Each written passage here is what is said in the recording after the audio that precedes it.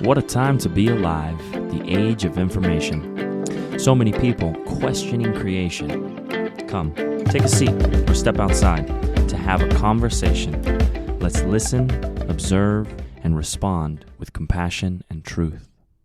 Welcome back to another episode of the Fearless Shepherds podcast. This is episode 17. I'm here with Jeremy, Mr. Green. What's up? I was thinking of drinking a sip of water. You gotta stay hydrated. Gotta stay hydrate or dihydrate. I got to meet you serendipitously at one of our potlucks. You came by and you were shining beautiful light. And you're a mutual friend of our good friend, Mr. BC. Yeah. And both of us are mentors in his mastermind group. And something that stuck out to me that you said, we were talking about vulnerability. And you said something about vulnerability hangovers. And I thought that hit so deep because as men, we're not taught to be vulnerable at all. And then we're not taught how to deal with when we are vulnerable, the emotions that come forward, a lot of the traumas that can be resurfaced. And what BC was talking about of how so much of our trauma and our experience is held in the body and we're trying to conceptualize it in the mind. We'll talk a little bit more as we get into this pod of what that mastermind means and what it means to kind of step into vulnerability as a man and own that and use spirit to kind of guide you through a lot of the conceptualizations that the mind can chatter. And when that can dissipate and you can really follow the flow of spirit, it's a beautiful thing. And this podcast is so much about spirit. Spirit movement is something I created to help enhance people's mind, body, and spirit through yoga, fitness, and faith. And I love these conversations because I get to know people like yourself a lot more. I see on your shirt it says "Just Go," and that's something I've heard you talk about a little bit. And I'd love for you to just to the listeners introduce who you are and anything you want to share, and then if you could talk a little bit about Just Go and what it is you're doing for the world.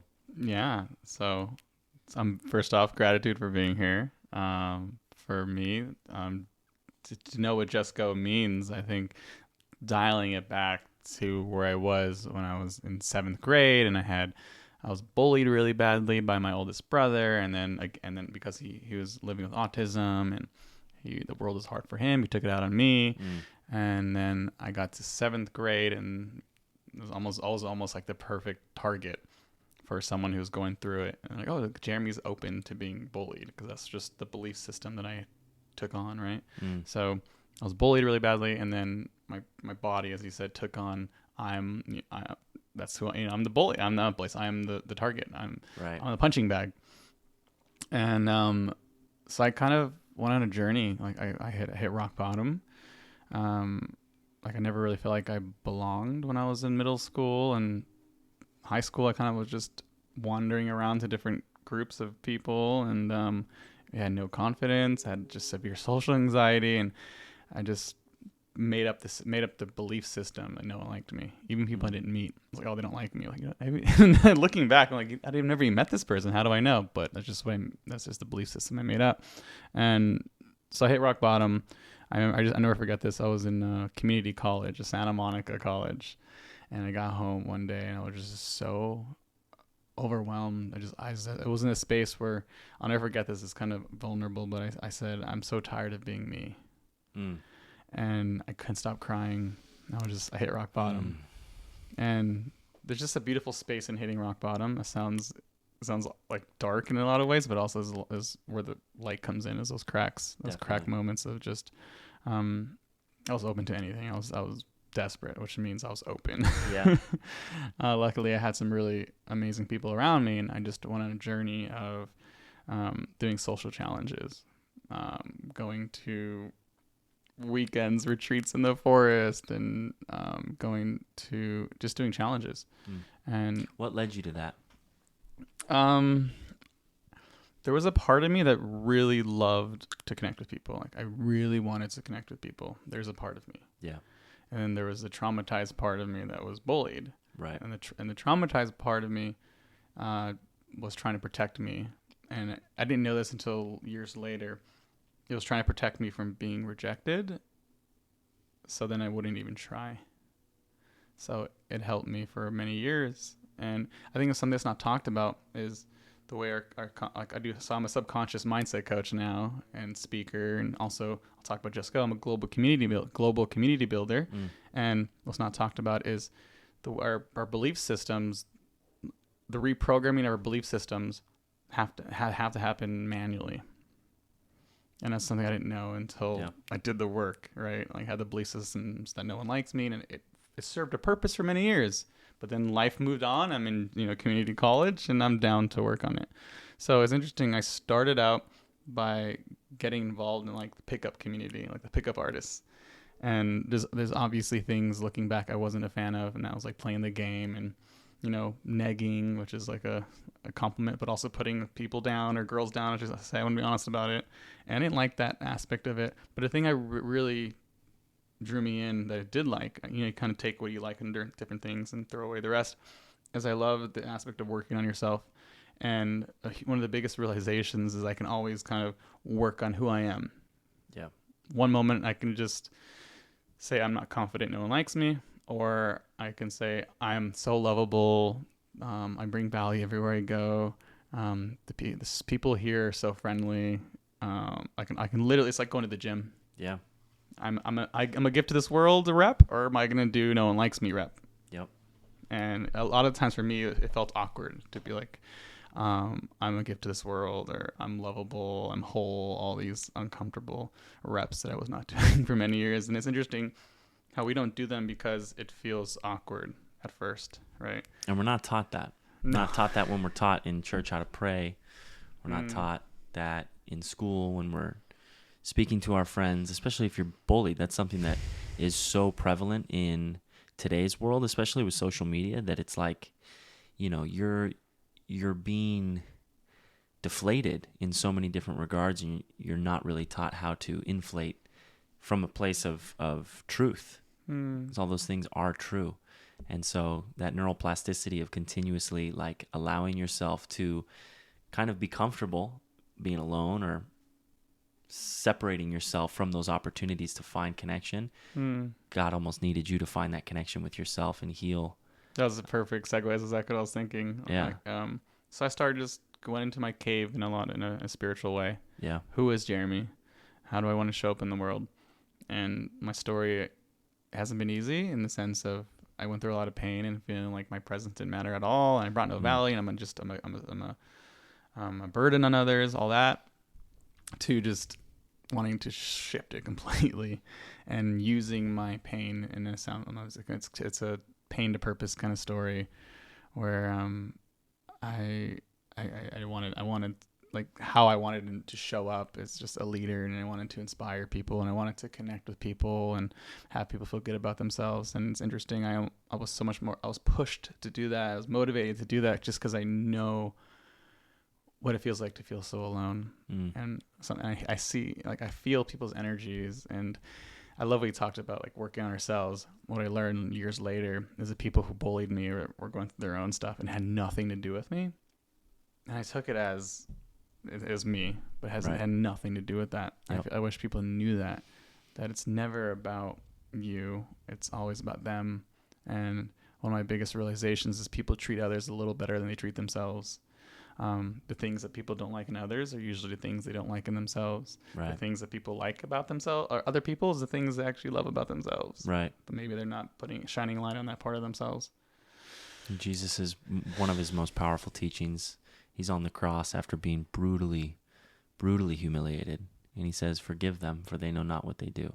And that aspect of forgiveness is so powerful. I think it's synonymous with love.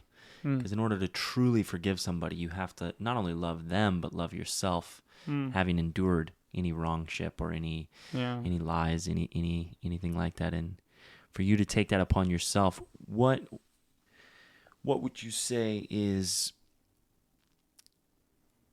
some of the things that being in community college and being at a rock bottom, you said it was just this yearning to impact people, inspire people, connect with people. What were some of the immediate responses that you felt and you saw in your life? Because I love this conversation for people who are in a low. And all of us as coaches and guides, we hit lows too. And it's not something that's ever going to stop.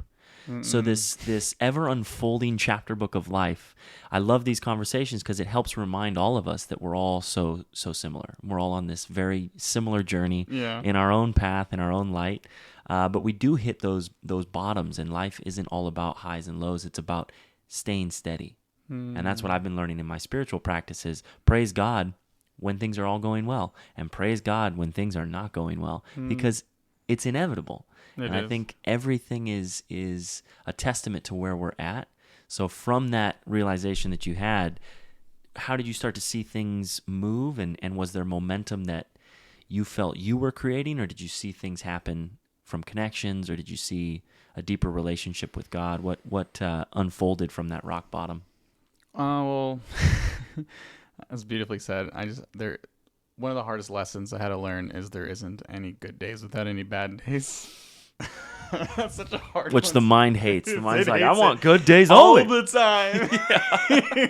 we get it. We get in this lock of wanting, or also we can go on and on about the dopamine addictions that we have with our cell phones, and the getting that reward right away and not working for it, and the delayed gratification, compared despair, and everyone's on their own journey. And so I did challenge after challenge, and one of those things, I did free hugs around the world. So I did cool. Free hugs, and it was just a social challenge. Full disclosure, before I did free hugs for the first time, I had like an anxiety episode in my car. I just sat there just on freeze. And the only reason I did it for the first time is because I talk about this a lot in my coaching, a commitment. Like, what are you committing to today? And sometimes the commitment to how you want to show up in the world is more powerful than how you feel. Because how you feel is just going to keep you where you are. And especially if you're not happy, don't listen to how you feel. That's what I've learned. Right. It's that, like, not going for the run, not doing the cold plunge, which I did with you. I don't know if you're here. It's the talking to that stranger I didn't want to. So I committed to things that terrified me. My brain said, or my feelings, and my brain said no to. So the only I bring up commitment is because when I first did free hugs, I told so many people I was doing it. So the only reason I did it is because I told so many people I was doing it. Right. And then I just turned my brain off for a second, and I was lifting that sign. It was slow motion. And just seeing, it was in 3rd Street promenades. There's so many people, and all their faces turned. And it was that moment, that 3-5 second moment encompassed so many aspects I didn't realize. And that was the fear of being seen, fear of being judged, the fear of giving or receiving, and the fear of I'm being too much, like all that just in a cocktail. So in the first 15 minutes, I had a lady crying in my arms. Wow. And I did it for 2 hours, like maybe an hour in, I had this girl, and I gave her a long hug, and I got like a text message like a few days later, and she's like, ever since that hug, I just have turned things around. And I realized just how much of an impact I could have, because I was definitely downgrading how much of an impact I can have. And on top of that, I was like, what else can I do? What else is my brain saying is just the worst thing ever and terrifying? How can I do it? And then, so another thing I did is I started an Instagram called Jeremy Talks to Strangers. And the real story behind it, it's not as, giving. It was more of a, well, I guess it is in the sense of, I was offered a gig interviewing celebrities on the red carpet. And the biggest reason I did it is because it was another thing that scared me. Right. So my mentor said, all right, in order to practice interviewing celebrities, because you've actually never done this, I want you to make a video with a stranger every day and interview them. And start an Instagram and no one's following. I'm like, oh my God. Yeah. All those fears, all the inner critic starts to come forward. There's those days where I would make a video with a stranger every day. I would post it on Instagram. I talk about, commitment. There's days I'd be in my bed freaking out and like having I don't want to do it. Right. Just a day off. Yeah. And every single time I did it, I felt amazing. I made a connection. I realized just how much my brain over exaggerates the fear and how terrible it's going to be. Right. Like, people are really nice. And that brings me to a really powerful ideology, and that is, or it's very studied. There's a lot of research based on it. It's called confirmation bias. So I've been traveling the world for 2 years now. And one thing I realize I do now is I'll say out loud, I'll say to myself, I'll say out loud, people here are so friendly. And I didn't realize what I was doing when I started doing it until later on. And I realized that every single human being is a collection of parts. Every single human being, right? Yeah. Yeah. And it's scary to be kind. And people always, oh, just be kind. It's free. It's not free. Being kind is not free. It's vulnerable. Yeah. It's not safe. For sure. So I don't think being kind gets enough credit. So I'll say, oh, people are so nice here. I'll say it out loud. And I realize just as saying it out loud and people hearing it, I'm almost opening up the space for their kind side. They're soften. able to see that, oh, this person doesn't want something from me. They just want to see my kindness. It's safe to be kind. Oh, yeah.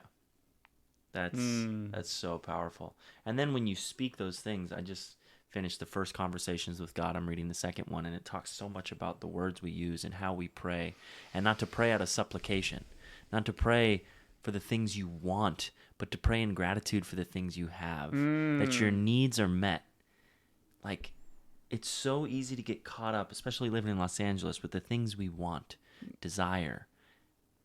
I'm gonna argue with you for the first time and say it's hard everywhere. If thinking about our biology or evolution, we're programmed to survive. Like our brains are programmed to survive. Our our brains are not programmed to be happy. Like our brain doesn't care. Your brain doesn't care if you're happy. You're going against your DNA to be grateful. It's gnarly, man. Like here's an interesting idea. What is the opposite of scarcity? Abundance. Wrong. What's the opposite of scarcity? You just said it earlier. Gratitude. Ooh. Yeah. That's big time, brother. Yeah. So at minute 16:32, I'm gonna go back. I'm gonna write that in my notes because that is a game changer, bro.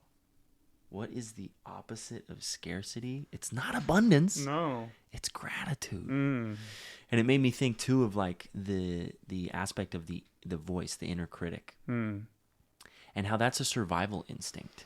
Like it's something that's deeply ingrained in us to always be on the lookout of what's going to kill us or hurt us, or it's always in defense because it's just built into us. It's built in. And we now live in this age of convenience. We have created such an easeful life in that regard. We're not looking around and someone's going to kill us all the time. So there's that still ingrained within us without the actual reality of it. So we're creating more stress over things that don't need to be stressed about. Yeah, I mean, there's also an element of so many people are in their heads. Yeah. And do you know why so many people are in their heads? This is something I learned recently. There's a lack of prayer. There's a lack of... No, think about like evolution, biology. I would say there's a lack of movement, exercise. Well, that gets you out of your head. Right. That's a good tool. But the reason everyone's so in their head, I'm included sometimes, is because our brain likes control, right? Yeah. When we're in the past, we're depressed, but at least your brain knows what happened, right? Right. When you're in the future, you're in anxiety, but at least your brain can make up whatever it wants. Right. So it has like a falsehood of control. But when you're in a present moment, unknown. So it's not like there's so much research. Like the biggest research study ever done on happiness is saying the more you're in the present moment, the more happy you are. Yeah, you're just in awe. It's against our DNA again. Right. So people always say this. It bothers me. I just want to be happy. I used to be one of those people. I just want to be happy when I was depressed on the floor, just hating life. I want to be happy. But it's work. And it's frustrating sometimes. Like my morning ritual, there's so many days I don't want to do it. And that's because my brain doesn't want to grow. Because it doesn't know growth. Right. It just knows where I am at. And it enjoys comfort. Comfort. Oh, I'm getting me started about comfort. Oh. We can dive back into that, but I wanted to keep going on this spiritual quest that you embarked upon by being in. I love the aspect of you have to get to rock bottom in order to allow the light in. What you said earlier, that is powerful, and I think a lot of times God works in that way so that we learn how to surrender to something bigger than ourselves. I always reference the book of Job being in this very dark place and a lot of bad things happening to him, and he's screaming at God like, how could you do this to me? How could you do this to me? And God's like, you don't understand how much worse it could be. Like so often we catastrophize our lives in our minds based upon wants and desires and greed, when in reality we have everything we need in this moment to be present and grateful. And from that, inspiration comes because we can take that first step, and the inspiration doesn't come until the act begins. So when we're stuck in this slothful, loathing, you're in the muck, you're in quicksand, and you're fighting so hard to get out of the quicksand, it's just sinking you deeper. But when you're able to stop, pause, and just reflect, breathe, incorporate those morning routines, rituals, things that can slowly start to gain some momentum out of the mind into the body, spirit starts to flow, and you're able to kind of see some, direction. The fog's starting to dissipate. So you started traveling the world, and this was 2 years ago. So before I started traveling the world, this is kind of background. So I did making a video with a stranger every day, and Jeremy Talks to Strangers, and even if I didn't want to, and it was grueling and hard. And you did it every day for how long? For a while. I did it for a while. That's I forgot awesome. how long. That consistency, though, breeds this excellence, man, because you have to push past all those mental blockages. The days in which I wanted to do it the least are the biggest growing days. I think that's a good reminder. That's another time to write down, is when you feel the most resistance is when you need it most. That's beautiful.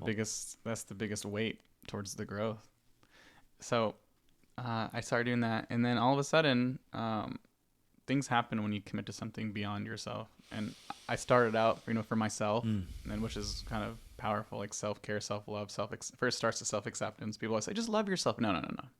You can't love yourself before you accept yourself.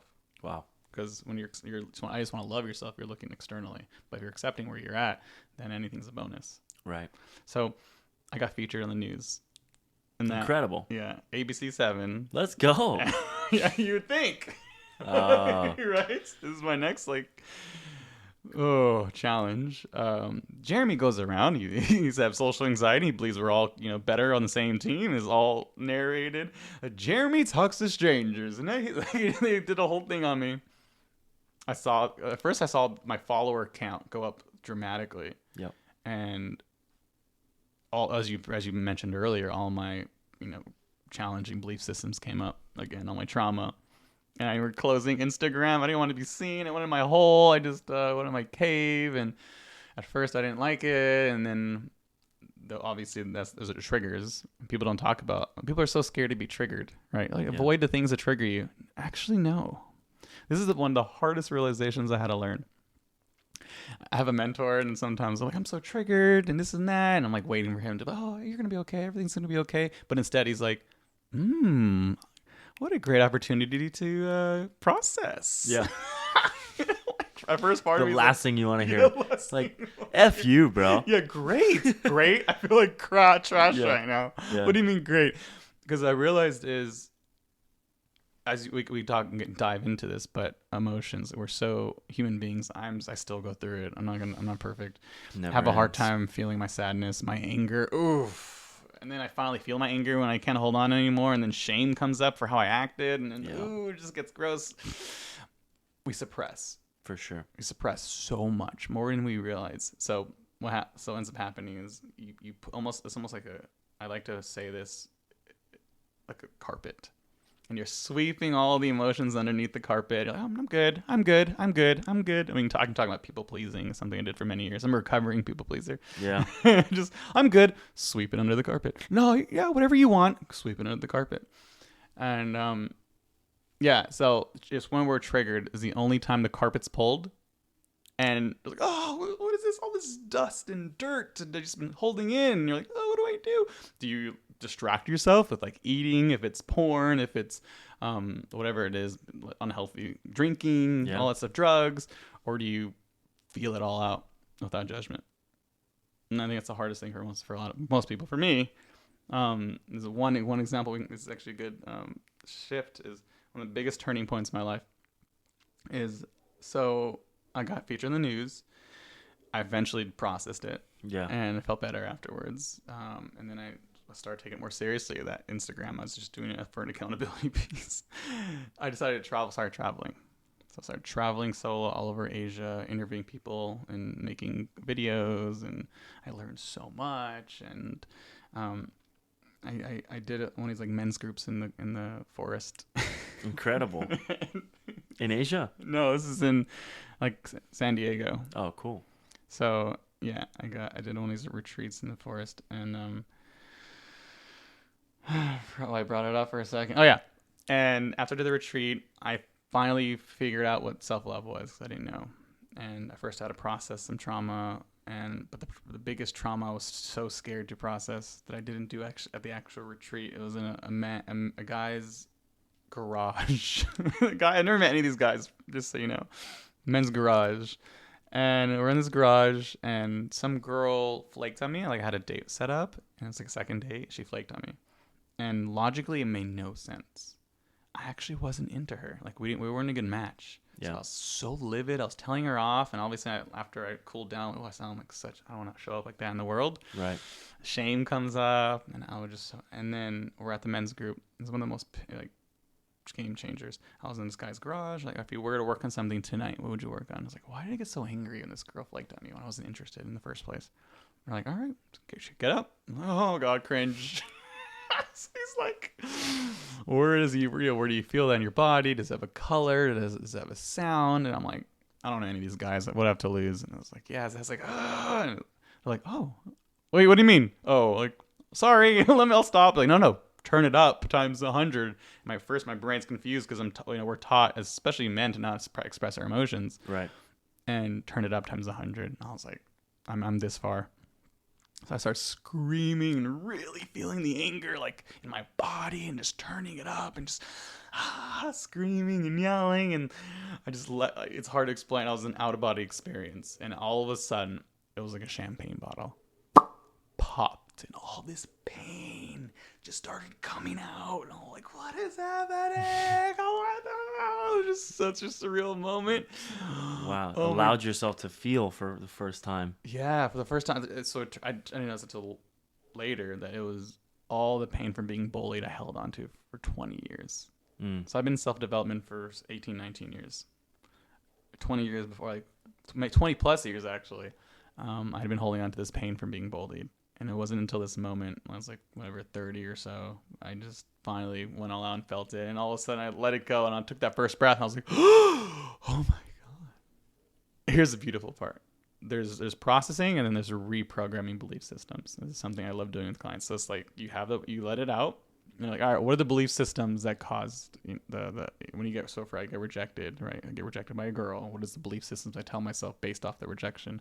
Right. I'm not good enough. I'm annoying. I'm not worthy of love. All the cringy, uncomfortable belief systems. Yep. Is it true? Is there anyone that loves you? Yes. All right, so it's not true.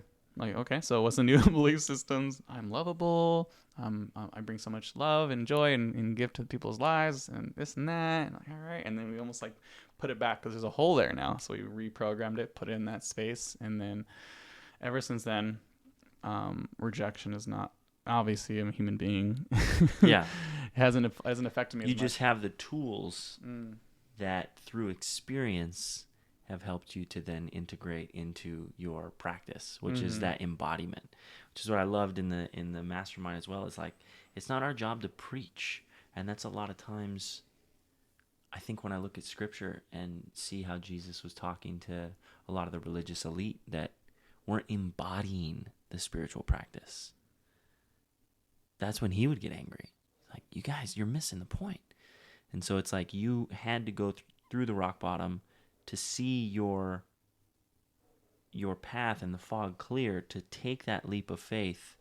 Then the inspiration starts. All of a sudden, you see the impact you're creating. You're getting onto the news. Then that inspires you even more so. You're traveling the world. And then you hit that point where you're able to actually do some real work and release and shed.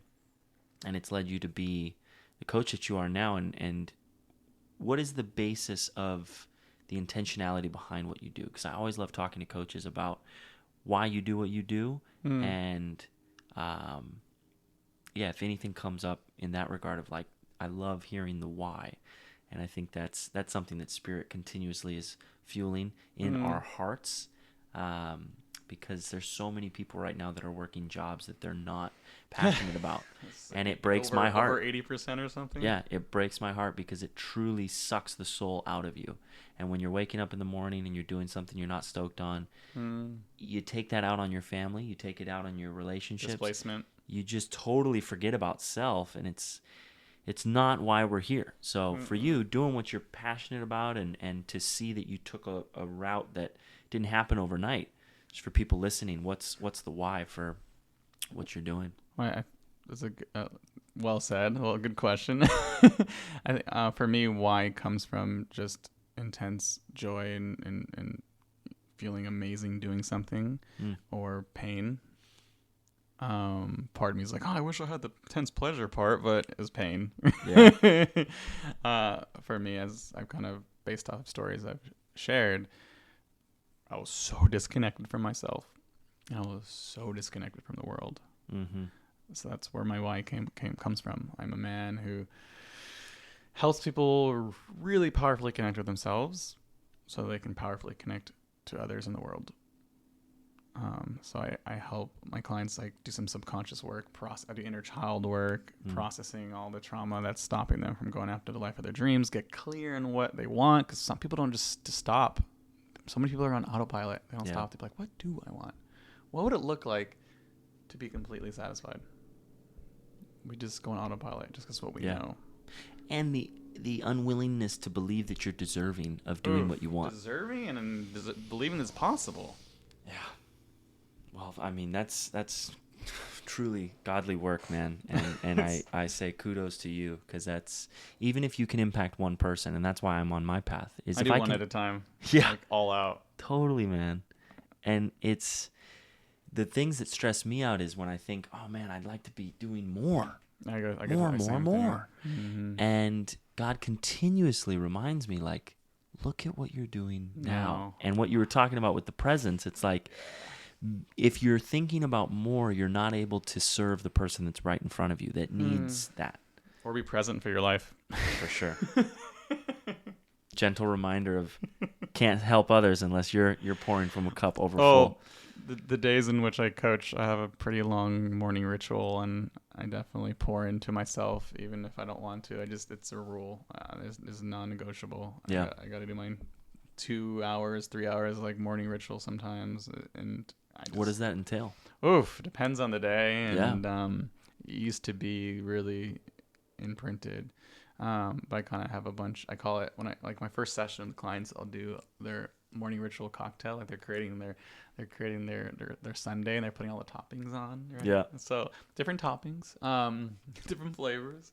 So meditation, just a nice 10 to 20 minute meditation.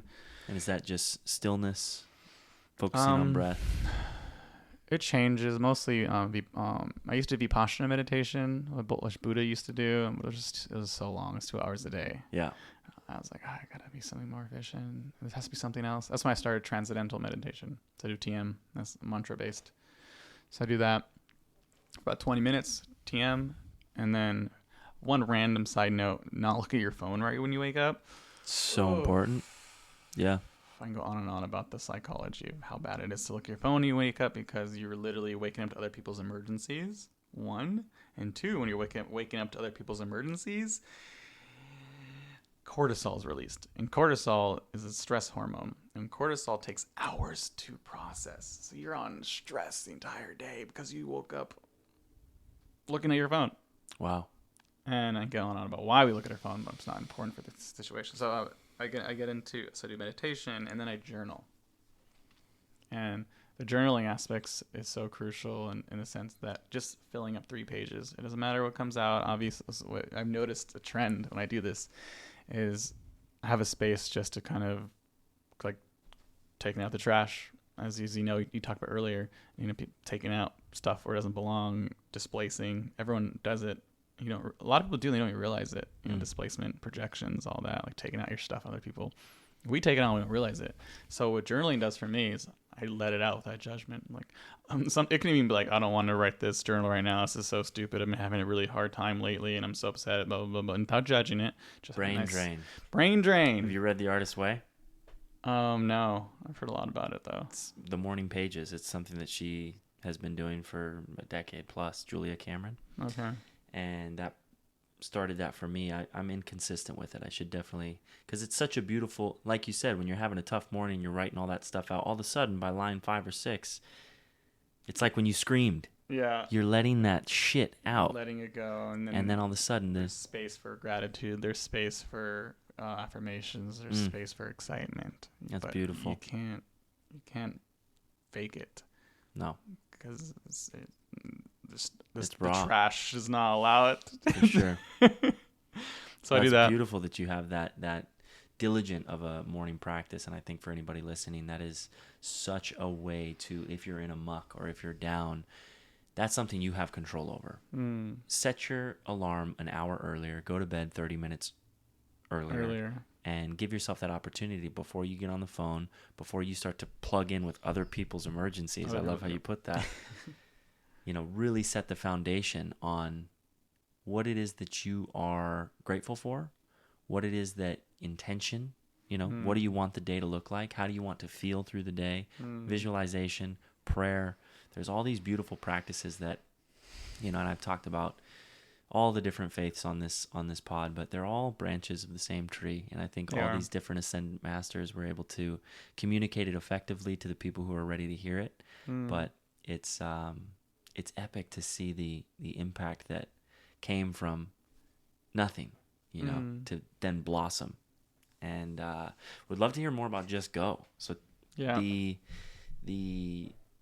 were at the part where you're at the men's circle. You're in your year 30 and men's circle. I was gonna fast forward a little bit. I started doing all the different trainings possible, learning how to facilitate transformational groups. I staffed a transformational group in the forest of Western Australia. I went to some men's group in Eastern Australia. Did that all happen serendipitously, or did you actively look for, you took courses, you did training, or did things start to just come to you? Both. Wow. Started doing courses, and then because I noticed I learned a lot more, and I learned how to facilitate, and I learned just how the brain works. I was just obsessively reading and just learning, and I had a mental health podcast for 2 years, and I had just some powerhouse psychologists and TED speakers and just all walks. Podcast is still available? Yeah, I've not been. We don't record anymore. What's it called? The Social Ninjas. The Social Ninjas. Yes. I love it. I started with actually a guy I've never met still. I actually had a conversation today, but he had social anxiety as well, so we bonded over that. That's incredible. Shout out Social Ninjas. And I hope the guy who had social anxiety no longer has it, just like you no longer have yours. Oh, he's amazing. He did a TED speech recently. Incredible. He's a full-time speaker, and that's my next thing that scares me, and I want to start doing more. I've done speeches. Yeah. But not regularly. Incredible. Stay on the lookout. Yeah. Jeremy Green, sitting near you. So, Just Go. So I was traveling and pandemic. I was living in Taiwan. There's one day I staffed a men's group or men's weekend, a transformational weekend, and I was talking to the older guys, and I asked them, if you were my age, what would you wish you did at this age? And almost 90-something%, I wish I just lived somewhere, another country, because it scared me at the time. I didn't want to do it. And I wish I just lived in another country. So I was about to move to Bend, Oregon, but then I was like, I'm listening to these guys who have lived. So I moved to Taiwan. Incredible. One-way flight to Taiwan, where the idea was I was going to YouTube and talk to strangers, still do the thing, and then also teach English. So I did that. So cool. Yeah, thanks. I did that, and then COVID happened. Like I was in Taiwan when it started. Wow. And it was really intense because it's, as you know, it's right next to China. Yeah. So at first people were worried about me. Taiwan was closed off to China, so I was actually safer there in hindsight. And came home, and I couldn't travel, and I was hosting men's groups around the world, like on Zoom, men in Germany, Belgium, Australia, so forth. And I took on a challenge. I was like, what can I do right now that I can never do in history? And that is talk to people around the world, because everyone's home. Yeah. So I took on a challenge of having a video chat. And I came up with some questions with some TED speakers there on my podcast, where I talked to my channel. My goal was to talk to someone in every country in the world and every U.S. state. And so I did that. And Incredible. yeah, and I had no agenda of just challenging myself some more and connecting with people and learning, and it was just a good. I wasn't lonely because I was having 13 calls a day. Yeah, I was thinking there's a lot of countries and there's 50 states, so you had your work cut out for you. But luckily, COVID presented an opportunity for you rather than to sulk in the you took that as a gift. Yeah, which is perspective, man. My gosh, that's so cool. Everything that happens is either a gift or an opportunity if you allow that. Right? I love exchanging the word like problem or hurdle for opportunity. Yeah. Tying back into words, and that's beautiful, man. Probably some great conversations. Are those still available? I have them recorded. I have not edited them. Got you. I have them all, like a lot of the main ones recorded. I have a Google Sheets with all their answers. Yeah. Someday, I always say that I'll write a book on all their answers. So cool. But anyways, out of that, people are like, wow, I'd love to like connect with these people too. I was like, oh, why don't you make a community and connect them all? I was like, all right, cool. Yeah. I'm down with that. And oh my gosh, it was one of the best times of my life. I started a global community. It's called Join Team Human. It's not something that we're not working on anymore. It was beautiful. Yeah. We had dancing around the world events where 30 plus countries would be on a Zoom call, and we'd have a shared Spotify, and it was special.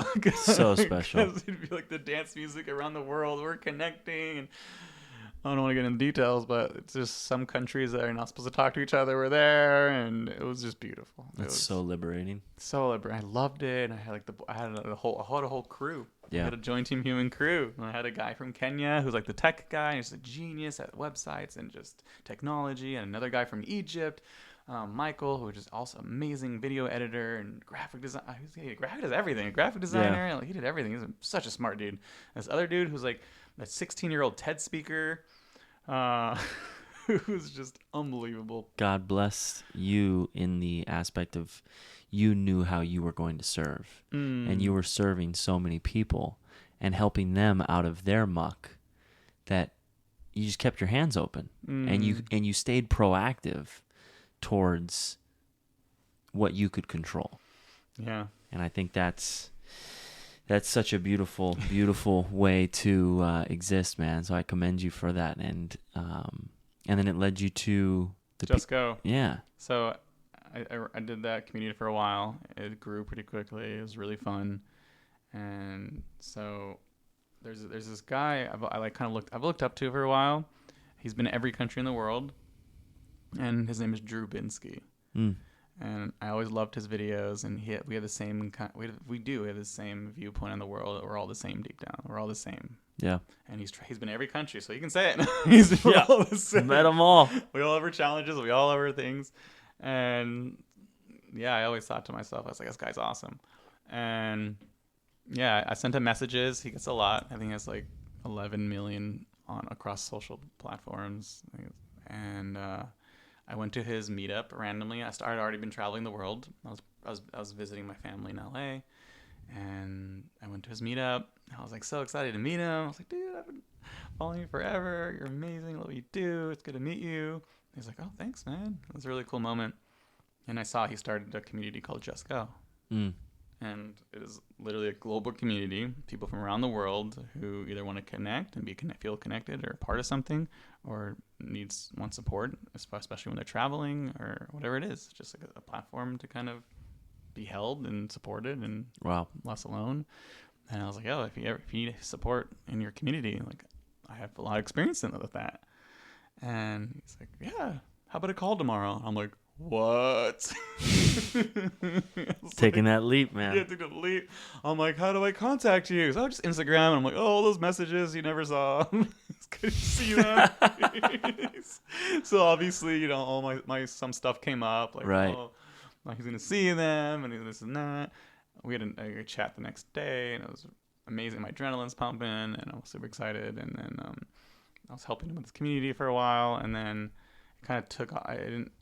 I wasn't consistent because he wasn't paying me. I was just doing it just because I loved it. I love community and I really enjoy it. Right. You know, it comes back to like my purpose. I love helping people connect to themselves, and then everyone, like global community. Are you kidding me? It just like encompasses my why so well. Totally. And I'll never forget this. I was in like the mountains of Oaxaca and San Jose del Pacifico, just in the mountains, and I might have had COVID. I don't know. It doesn't matter. But I get a voice message from him. He's like, "Hey man, I'm looking for like a global community leader to lead my community. Just go. I think you're the perfect person for this. If not, I'll look for someone else."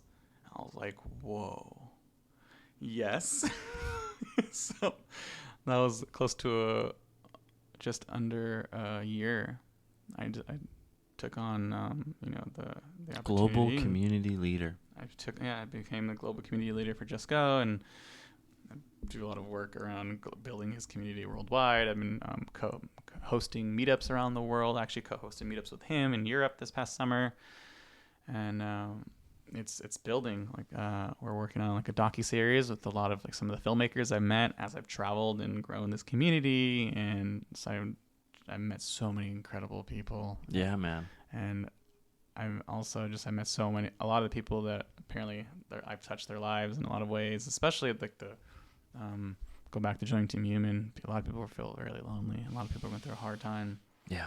And we did a documentary, and it was special. And I remember one of the most heartfelt experiences is my birthday, like just after the global community put in a lot of work, and one of the members got all the people together, people on my podcast, people who I touched their lives in some way, and they wished me like happy birthday around the world. They edited together and like, "Jeremy, happy birthday. I'm in, the mountains of whatever. And I'm in Kenya. I'm here. I'm that." And oh man, I broke down. There's like the part of me is like, "I don't deserve this." Yeah. And then there's also just the celebration of my progress. And the healing from that boy who was bullied that then thought, I guess I'm just the punching bag. Mm-hmm. And that, sticks with you into manhood. And so it's amazing that you're helping people to see that it's okay to have trauma. And it's okay that your mind wants to define itself off of that. But the practice is the consistency. I think that's one of the themes that I've heard from this podcast is just show up. Especially when you're feeling the most resistance. Some of my best podcast episodes is around the least of a mood, Yeah. I'll tell my podcast partner, I'm in a good mood today. He's like, perfect. Yeah. This is going to be a great conversation. It usually is. Yeah. And isn't it funny too when you're I was a busy day flowing through, the thing that comes forward always is like, oh, we can always reschedule. And it's just show up. Mm-hmm. Just do the things that you set out to do. And I'm so grateful that I got to sit down with you and get to know you more and see your vision, because it's so in alignment with what I'm doing, and it's just beautiful to have like-minded light warriors in this world that are just on a mission to inspire, uplift, serve, and I'm excited to see and brainstorm ways that we can collaborate and cross promote and just support the friendship. The brotherhood is something I was praying for big time in COVID, and God has given me so many brothers and sisters as well. Just building the community here that we have, that you've plugged into. What are some things that stuck out to you since coming and being a part of some of the things we're creating, and what does the rest of 23 look like for Jeremy? Oh, good. First off, I'm super grateful for your brotherhood. That's also something I've always wanted to have, and I'm grateful that I'm in a space where I've done the work on myself. Come on now. Come on now. That's what it's all about. Yeah, I think it's been lovely. Yeah, brother. I've always had a hard time in Los Angeles. Yeah. It's can feel, I don't know, it's made up in my head. I'm open to being wrong. It's just so spread out. Yeah. Like, let me hang out with you, but you live 45-minute drive and then you're in traffic. And do I want to make that drive? And blah, blah. And it's expensive. I guess obviously that's a mindset as well, but it's comparatively to other places. One of the most expensive places in the world. Yeah. So maybe it isn't a story. There's some truth to it. Yeah. Some of my mentors are like, "Oh, really, Jeremy?" Yeah. I'm not there yet. Not there yet. Yeah. But I travel, and it's lovely because it's just so many amazing people in a small place like Chiang Mai. I'll organize a meetup, and 25 people will show up without any real promotion. And I remember I promoted a meetup in LA, and like 2-3 people showed up, and I put so much more work into it. Yeah. Well, it was lovely coming here. It's just a high quality amount, a good quality people, like a lot of them. And I'm not gonna lie, the first time I came to one of your events, I was like overstimulated because like, wait, my internals were like, this shouldn't be possible. We're in LA. Yeah. And then we talk, like, bring it back. We talked earlier, and there's that vulnerability hangover, the joy hangover. Yeah. And something I want to touch on before we get off, and that's just a relationship to our emotions. Mm-hmm. And having a hard time. Like I had, like yesterday, I did a really beautiful event, which I was sad you weren't there, but I'm also happy to be here now. And I was about to just enjoy. I was an inner child. Yeah. And then the next day, after having such a joyous space, my brain wants to continuously feel joy, and then there's the balance. Yeah. You crash a little bit, and it's all right, and it's not judging it. Right. And it's like I said this in an Instagram reel recently that like all of our emotions are amazing and can be utilized in a powerful way, and most people don't, and I don't all the time. I'm not perfect, obviously. Sadness is one of the best emotions for having a deeper connection with people. I loved what was said in the mastermind. I think it might have been BC. Shout out BC. I'm kidding. They're BC's though. Might have been you. It's our passions that connect us. It's our pain that bonds us. Oh yeah. Dude, I was like, that was good. That was good. And the ego's like, I don't want to bond with anyone. Pain sucks. But it's so true, man. It's so if true. You bring that, and that ties back to what we were talking about at the beginning of being vulnerable and being triumphantly vulnerable. Like, I'm going to bring it all to the table because not only do I want to feel happiness, but I also want to be, like you said, seen. Mm-hmm. Like, we all want to be seen in the experiences of our lives and celebrated, and that arm around the shoulder of just like, hey, we're going through this together. So I think that's the aspect of faith and religion that I do love so much. Is the home base of a church and having community that you can plug into regularly and the consistency of it. It's just the aspect of control that this leads to a whole nother podcast episode, but it's you're gifted with the Holy Spirit. You're gifted with this inner knowing that that I pray that more and more churches and leaders within religious groups are able to share, because that sovereignty and that freedom is so empowering, and then it gives people those tools that they need to then embody. And that's what I pray this podcast is just an opportunity for people to hear stories and to hear experiences and testimonials and just be inspired, and also to see, wow, that person, same mindset that I'm in right now or that I was in. And we can connect on those things, on our passions and what we love, but we can really bond as a human race towards our pain, our suffering, our insufficiencies, our lack. Our lack. I can go on and on about how man. You have to perform or do a certain thing or have a certain thing in order to feel whole. Yeah. Ooh. Do you have any form of spiritual practice? Do you like to pray? Do you like to sing worship? Do you like to go to church? Is there any type of spiritual practice you perform, or is it more of an energetic practice for you? If I'm being honest, I'm not religious. I love it. And I love the fact that I'm not religious, in a sense of like, that's part of how we're going to come together, is accept whatever everyone's doing and not judge other people's beliefs, as long as they're not doing harm. That's the key. Then it is what it is. Like, I had my podcast partner's on the right side, on the left side as far as belief systems, and we're close friends. Right. And that's the only way we're going to come together, honestly. Truly. Is let people do what they want to do.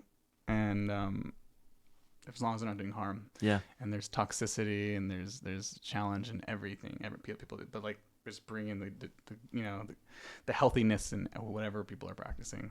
It's not our job to be God. No, let You people know? have their beliefs. Right. As long as they're not doing harm, whatever. That's the key. Like, why do And you that care? leads into a conversation, though, of like, what is harm?